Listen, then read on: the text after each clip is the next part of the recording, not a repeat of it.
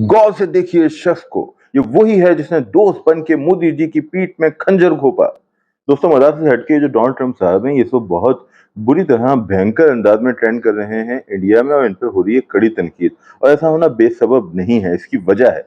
इसकी वजह ये है कि जो इंडियंस थे उन्हें लगता था कि जो ट्रंप हैं वो मोदी के बहुत करीबी दोस्त हैं, और ट्रंप ने बहुत बार ये कहा कि जी वो मेरे बहुत अच्छे दोस्त हैं, बड़े लीडर हैं, वगैरह वगैरह। तो इंडियंस को लग रहा था कि ये जो पाकिस्तान इंडिया की जो जंग है, बल्कि जिसको वो कहते हैं कि पाकिस्तान का आतंकवाद है, पाकिस्तान की जो दहशतगर्दी है, उस पे रोक लगाने के लिए ट्रंप अपना किरदार अदा करेंगे। चूंकि मोदी जी को तो ये सदमा था कि हमने आतंकवाद के अड्डों पे हमला किया और पाकिस्तान ने हम ही पे हमला कर दिया। मतलब शानदार, सलाम है, कमाल है बल्कि। बहरहाल, तो उन्हें लगता था कि अब जब भैया फैसला लेने का वक्त होगा तो अमेरिका चूंकि हमारा दोस्त है, मोदी जी का दोस्त है, तो मोदी जी के पलड़े में अपना वजन रखेगा और भारत जीत जाएगा। That's it. क्योंकि सीज फायर तो सबको पता था कि होना है, कभी ना कभी तो होना है, न्यूक्लियर अटैक तो किया नहीं जाएगा। जंग 2 दिन और चल जाएगी, 3 दिन और चल जाएगी, फिर खत्म हो जाएगी। अमेरिका ही खत्म करवाएगा, और अमेरिका इस तरह खत्म करवाएगा कि जीत भारत की होगी। क्योंकि भारत को तो लगता है कि हमने घुस के मारा है, और हमने कराची को तबाह कर दिया, इस्लामाबाद को तबाह कर दिया, हमने पेशावर को तबाह कर दिया, लाहौर तबाह हो चुका है, और आर्मी चीफ को अरेस्ट कर लिया गया है, और वजीर आजम बंकर में चला गया। भैया ये वही आर्मी चीफ है जिसको क्या कहते हैं, अमरीकी वजीर खारजा ने पाकिस्तान की जानिब से जवाब दिए जाने के बाद खुद फोन किया। क्योंकि जवाब इतना तगड़ा था, जवाब इतना ताकतवर था। बदकिस्मती से हम अमन के ख्वाहिशमंद होने के बावजूद ये तस्लीम करने पर मजबूर हैं कि ये ताकत की दुनिया है। जब पाकिस्तान ने ताकत का मुजाहरा किया, तभी दुनिया को होश आया और फैसला किया गया कि भैया सीज फायर करवा दो। वरना पहले पहलगाम में क्या हुआ, मतलब पहलगाम जो था वो एक मजाक है। और ध्रुव राठी भाई की जो वीडियो है, हम उनके फैन हैं, उसमें शायद एक अलग वीडियो भी हम करें। ध्रुव राठी के हम फैन हैं पाकिस्तानी, और ये जो उन्होंने कहा कि 6% ऑडियंस उनकी पाकिस्तान से आती है। तो अगर आप पाकिस्तान की आबादी का तुलना करें इंडिया की जो आबादी है और इंटरनेट के एक्सेस को देखें, तो ये जो 6% है ये बहुत है। और वो इसलिए आती है क्योंकि लोग ध्रुव को बहुत पसंद करते हैं पाकिस्तान में, और ध्रुव का काम बहुत अच्छा है। गो के शहजाद गयास शेख ने जो तजिया पेश किया कि भैया आपके पास रिसर्चर्स की पूरी टीम है जो आपको एक एक बात बताती है, उसी बात को आप आगे जाके कह देते हो। तो वो कोई इंफरादी दानिश नहीं है। जैसे मुजम्मिल के पास हो सकती है, उससे इख्तलाफ आप कर सकते हैं, शहजाद के पास हो सकती है, इस हकीर फकीर के पास हो सकती है, तो वो ध्रुव के पास नहीं है। मगर मैं ऐसा नहीं समझता, मैं समझता हूँ जो भी वो काम कर रहा है बहुत अच्छा है। मगर इस वीडियो में उसने बहुत बड़ी गलती की। इसके अंदर जो उसकी आर्ग्यूमेंट थी, उसकी जो बेस है, यानी जो उसकी असास है, वो गलत है। यानी उसकी असास ये है कि पहलगाम में जो हुआ वो दहशतगर्दी है, बिल्कुल दहशतगर्दी है। हम भी ये कहते हैं, पाकिस्तानियों ने तो उसकी मजम्मत की। हालांकि इंडियंस ने जाफर एक्सप्रेस में जो कुछ हुआ उसकी कभी मजम्मत नहीं की। और जो पाकिस्तान के अंदर हमले होते थे, कुलभूषण गिरफ्तार हुआ और जो रॉ के नेटवर्क पकड़े गए, बहरहाल मतलब कभी इंडिया इंडिया की जानिब से उसकी मजम्मत नहीं आई, मगर हमने मजम्मत की।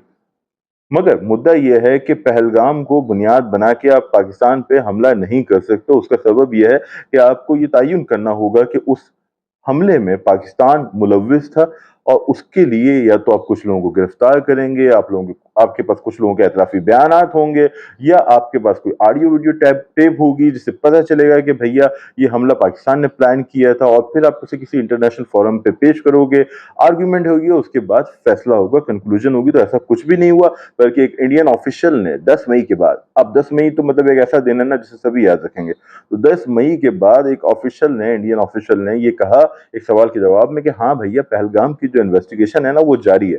मतलब इन्वेस्टिगेशन जारी है, मुल्जिमान पकड़े नहीं गए, कोई क्या कहते हैं कन्फेशन है नहीं, कोई सबूत है नहीं, मगर आपने पड़ोसी मुल्क में सिविलियंस पर मिसाइल मार दिए।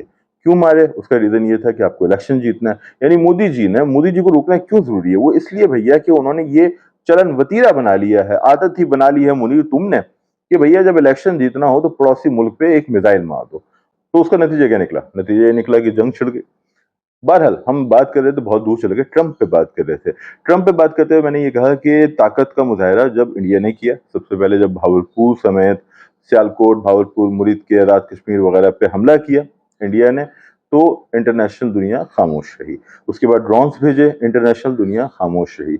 हमने राफेल वगैरह गिरा दिया, वो तो ऐसी बात है, इंटरनेशनल मीडिया ने उसे कवर किया और कहा कि हाँ भैया एक राफेल तो गिरा है, मतलब उसको तो हम यहाँ पे रा और फेल करके लिखते हैं, लेकिन रफायल जो भी उसकी प्रोनाउंसिएशन है, फ्रेंच प्रोनाउंसिएशन बड़ी अजीब होती है, ऐसे मॉप्सा मॉप्सा करके किस तरह डाइवर्ट होती है। तो बहरहाल राफेल गिराए, इसकी तस्दीक राइटर्स ने की, CNN ने की और मुस्तनद इदारों ने इसके हवाले से कहा कि हाँ भैया कम अज कम एक तो गिरा है। और पाकिस्तानियों ने 3 गिराने के दावे किए थे, मगर जो अब इंडिया के संजीदा तज्जियाकार हैं, दिफाई तज्जियाकार, जो दूसरा ओपिनियन भी रखते हैं, जो गोदी मीडिया की गोद में नहीं बैठे हुए, उन्होंने कहा कि हाँ 3 गिरने की खबर है, एक की तो तस्दीक है, बाकी सोर्सेस कंफर्म करती हैं कि 2 और गिरे हैं। तो ये है कुल कहानी भैया कि जहाज आपके गिरे और उसके बाद आपने एक बार फिर जब चीजें नॉर्मल हो गई थी, एक बार फिर आपने पाकिस्तान में जो फौजी हवाई मराकज हैं, हवाई बेसिस हैं, हमारी जो फौजी बेसिस उनको आपने टारगेट किया, तो उसके जवाब में फिर 10 मई को हमने दिखा दिया। और सही कहा था DGSP ने कि फिर दुनिया देखेगी तो देखा गया। और जब दुनिया ने देखा तो उन्होंने कहा कि नहीं भैया इसको रोको, वरना तो ये मतलब परेश रावल साहब मुझे याद आ गए, लुंगी उतार रहा है, उन्होंने फिल्म नाइक में कहा था। परेश रावल साहब के हम मद्दा हैं, मगर बहरहाल अभी तो वो बीजेपी के लीडर है, तो कुछ कहा नहीं जा सकता, जानिबदार हैं। ताकत का मुजाहरा किया, उसके बाद अमेरिका बीच में आया, अमेरिका ने सीज फायर करवाया, लेकिन सीज फायर कैसे करवाया इस पे मोदी जी को, भारतीयों को बहुत दुख है। दुख यह है कि यार वो सीज फायर ऐसे करवाते, कहते कि देखो भाई मैंने पाकिस्तान से कह दिया अपनी हद में रहो, यार मोदी अब तुम सीज फायर कर लो, हाँ जानी कर लो यार, मान लो मेरी बात ना, ठीक है, मैंने चमाड़ मार दिया पाकिस्तानियों को, सही है, अब तुम सीज फायर कर लो। तो फिर भारती कहते हैं देखा, मतलब हमसे कहा कि जंग बंद करो ना, तो कर लेते हैं, दोस्त अपना पुराना पार्टनर है, ठीक है, हो जाएगा जी, मोदी जी कह रहे हैं कि ट्रम्प भाई हो जाएगा। लेकिन ट्रम्प ने तो ये नहीं कहा। ट्रम्प ने कहा कि हम रात से तवील नेगोशिएशन में लगे हुए थे दोनों ममालिक से, और फिर मैं बताता हूं कि अब सीज फायर का ऐलान किया जाता है जो फौरी नाफिज होगा, यानी अभी जब मैं ट्वीट कर रहा हूं तो सारा नाफिज हो गया। और दोनों मुल्कों का शुक्रिया, आप दोनों का शुक्रिया, आपने बहुत समझदारी का सबूत दिया। तो इंडियंस ने कहा ये दोनों कौन है वहां की आंख, मतलब एक तो हमें, दूसरा कौन है, मतलब तुम दूसरा कौन है जिससे बात करो, तुम पाकिस्तान से बात करो, यानी पाकिस्तान से तो हम अस्करी सतह पे बहुत आगे हैं, माशी तौर पे, यानी कि मिलिट्री की बात की जाए, हमारी जो स्ट्रेंथ है उसमें हम बहुत आगे हैं, अगर हम फाइनेंशियल स्ट्रेंथ की बात करें तो हम बहुत आगे हैं। लेकिन तुम इन लोगों से कैसे बात कर सकते हो, मतलब दोनों मुल्क कौन है, हम है ना सिर्फ। तो बात ये थी कि इंडिया ये समझता था कि वो इस खत्ते के अंदर माशी तौर पे एक बहुत बड़ी पावर है, खैर है हम मानते हैं, और अस्करी तौर पे बहुत बड़ी पावर है, मतलब उस एतबार से तो है, अपने हजम के एतबार से तो है, हजम बहुत बड़ा है। लेकिन एक जो फजाई मार्का हुआ, जिसके बारे में दी सन ने लिखा कि शायद ये दूसरी जंग अजीम के बाद इंसानी तारीख का दूसरा बड़ा फिजाई मार्का था, जिसके अंदर 100 से ज्यादा 125 जहाजों ने, लड़ाका तैयारों ने हिस्सा लिया, और उसमें कौन फाते रहा, किसके जहाज गिरा, ये बताने की कोई जरूरत नहीं है, पूरी दुनिया जानती है। अब इस बारे में इंडियंस रोते रहे, पीटते रहे, बरखा दत्त झूठे ट्वीट्स करती रहे और झूठी वीडियोस डालती रहे कि पाकिस्तानी पायलट गिरफ्तार हुआ है, कौन कहाँ गिरफ्तार है सबके इल्म में है। किस्सा मुख्तसर कि सबसे सदमा ट्रंप ने मोदी जी को दिया, और उस सदमे की वजह से अर्नब पागल हो गया, बाद में उसने मेडिसिन वगैरह ली। मैं जो गौरव आर्या को जो है मतलब अंगीख्त हो गए, और जनरल बख्शी के लिए हम दुआ करते हैं, बुजुर्ग आदमी है, मगर अनफॉर्चुनेटली मतलब उस सीज फायर से बरखा दत्त और राजदीप सरदेसाई जैसे जर्नलिस्ट भी जो है ना, मतलब बेहद दुख में मुब्तला हो गए, उन्हें बड़ा सदमा लगा कि यार ये क्या हो गया। और इस चीज का हमें दुख है कि यार हम इन लोगों से इनका एहतराम करते हैं, इनसे मतलब एक हद तक उनसियत भी रखते हैं, इनकी सोच को हम रोशन ख्याल कंसिडर करते हैं, इनके मौक़िफ़ को हमने काफ़ी बार सराहा है, मगर अब की बार बहुत मायूस किया। बट सीज़ फायर हो गया, चलो अभी सदमा था, उस सदमे को कम करने के लिए अर्नब को कहा पागल हो जाओ, कहा सीज़ फायर तोड़ दो, इंडिया ने मतलब पाकिस्तान ने सीज़ फायर की खिलाफवर्जी की है, फिर LOC पे फायरिंग हो रही है वगैरह वगैरह, मगर रऊफ कलासा साहब ने उस वक्त ये कहा था, जो कि बहुत अच्छा ट्वीट था, बहुत पैनिक था कि यार सीज़ फायर हो गया तो अब जंग क्यों हो रही है। तो रऊफ कलासा साहब ने कहा कि आप थोड़ा इंतजार करें, क्योंकि बहरहाल ये बहुत बड़ा मामला था, कहाँ ये था कि मिसाइल मारे जा रहे थे, कहाँ हवाई जहाज टकरा रहे थे, न्यूक्लियर हमले की बात हो रही थी, तो ऐसे में अब सीज फायर हुआ तो थोड़ा रुको, ये फायरिंग भी थम जाएगी, जो कि थम गई।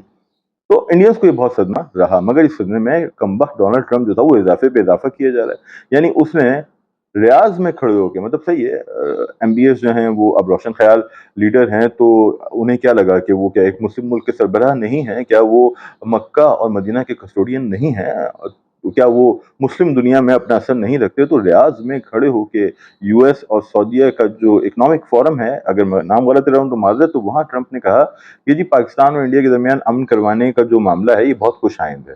फिर उन्होंने कहा कि दोनों मुल्कों की जो क्यादत है वो बहुत काबिल है। मतलब ये दोनों मुल्क कौन है माँ की आंख, मोदी जी ने फिर पूछा अमित शाह से, ये कौन से मित्रों, ये कौन से दोनों मुल्कों की बात हो रही है। तो दोनों मुल्कों की जो क़यादत है ये बहुत ही काबिल है और हम इन दोनों मुल्कों को एक अच्छे से आशाइये पे इकट्ठा कर सकते हैं। मोहम्मद बिन सलमान से कहा, यानी कि मतलब क्या किसी मुस्लिम मुल्क में इकट्ठा करेंगे, क्योंकि भई मज़हब पे हम बात नहीं करते, मगर कोई हिंदू मुल्क तो है नहीं जहाँ इकट्ठा किया जाए, तो कोई मुस्लिम मुल्क होगा या कोई यूरोपीय मुल्क होगा। तो एक बार फिर कमबख्त मोदी, ये तुमने क्या किया? हैं? दोनों की बात की, दोनों कैसे काबिल हो सकते हैं? ये दूसरा कमबख्त है कौन?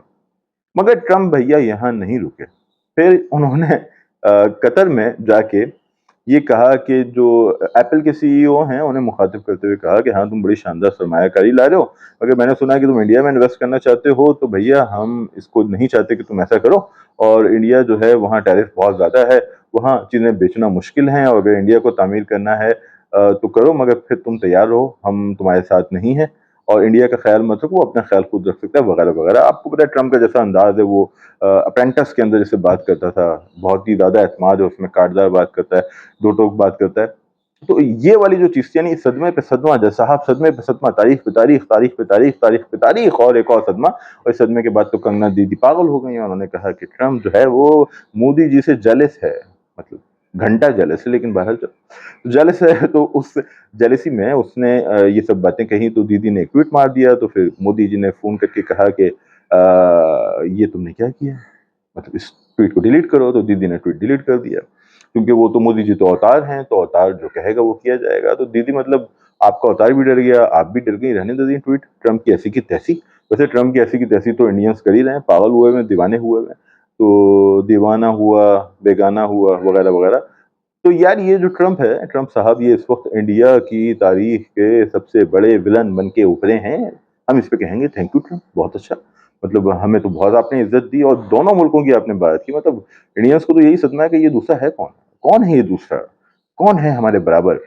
हम तो मतलब माशी सुपर पावर हैं, हम अस्करी सुपर पावर हैं। तो ट्रम्प ने बताया, हमें नहीं पता था, ट्रम्प ने बताया कि यार तुम लोग भी हो, अच्छा। तो हमने कहा ठीक है। और अब ये एप्पल वाला मामला हो गया, तो बहुत शोर है, बहुत दर्द है, चिड़ियाएँ चहचहा रही हैं, आपको बैकग्राउंड से आवाज़ आ रही होगी। तो अब कहानी मुख्तसरन ये है कि सबसे बड़ा दुश्मन पाकिस्तान नहीं है, बल्कि डोनाल्ड ट्रम्प है। फिलहाल कुछ रोज़ तो ट्रेंड करेगा, बाद में ट्रम्प बड़ा ज़हीन है, कोई 1-2 बयानात देके मामला सँभाल लेगा, या सँभालने की उसे ज़रूरत नहीं है, सुपर पावर है, कुछ भी कह देगा, मतलब मामला को थोड़ा कूल डाउन कर देगा। लेकिन आखिरी बात, सबसे अहम बात, दोस्तों जब ये जंग शुरू हुई थी, तो इंडिया के दुश्मनों की फ़हरिस्त में सिर्फ़ एक नाम था, वो नाम था पाकिस्तान का। मगर जब 10 मई को सीज़फायर के बाद या पाकिस्तानी जीत के बाद ये जंग ख़त्म हुई, तो इंडिया के दुश्मनों की फ़हरिस्त में ख़ासा इज़ाफ़ा हो चुका था। इसमें टॉप पे था पाकिस्तान, उसके बाद नंबर आता था चाइना का, उसके बाद था टर्की, फिर था अज़रबाईजान, बांग्लादेश भी कहीं न कहीं था। मगर अब उसमें एक नाम का इज़ाफ़ा हुआ है जो कि धमाकेदार है, वो है अमेरिका, और उसका सबब है ट्रम्प, जो कि ऐसे बयानात दे रहा है जिसकी वजह से भारत में शदीद गुस्सा पाया जाता है। और जो पहला बयान था, वो था सीज़फायर से मुतालिक, जहाँ उसने पाकिस्तान और इंडिया को एक ही पलड़े में तोला और दोनों का ज़िक्र किया। हालाँकि इंडिया सोचता होगा कि सिर्फ़ हमसे रिक्वेस्ट की जाए और कहा जाए कि हमने चमाट मार दिया है, पाकिस्तान को चुप करा के रख दिया, अब भैया तुम लोग जो है ना, अपने तोपों के दहानों को खामोश कर लो, जीत का जश्न मनाओ। मगर उसने कहा नहीं, दोनों मुल्कों को मुबारक हो, नहीं, दोनों मुल्कों ने बहुत काबिलियत का, ज़हानत का मुज़ाहिरा किया, दोनों का शुक्रिया। ये सदमा क्या कम था कि फिर रियाज़ में जाके डोनाल्ड ट्रम्प ने ये कहा कि दोनों मुल्कों की जो क़यादत है वो बहुत काबिल है। मतलब दूसरा मुल्क कौन है? यही कहा होगा इंडियंस ने, कोई दूसरा मुल्क भी एग्ज़िस्ट करता है क्या एशिया में? मगर उसने कहा दोनों मुल्कों की क़यादत बहुत काबिल है, दोनों मुल्कों को ट्रेड करनी चाहिए, तिजारत करनी चाहिए, और दोनों को एक डिनर पे इकट्ठा होना चाहिए। मतलब इंडियंस कह रहे होंगे यार ये दूसरा कौन है?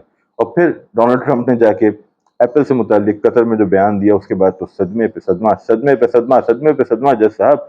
तो पाकिस्तान 7 मई से पहले अकेला दुश्मन था इंडिया की फ़हरिस्त में, इंडिया की लिस्ट में। इंडिया की भी एक ग्रे लिस्ट है, तो उसमें पाकिस्तान अकेला था, मगर उसके बाद अब आ गया चाइना, टर्की, अज़रबैजान, बांग्लादेश और डोनाल्ड ट्रम्प। और ये जो आखिरी दुश्मन है, ये तो बड़ा ही मज़ेदार है। तो अब सवाल ये है कि जंग कौन जीता? ये आप ही बता दें। Take care. To stop the escalating violence between India and Pakistan. And I used trade to a large extent to do it. I said, fellas, come on, let's make a deal. Let's do some trading. Let's not trade nuclear missiles.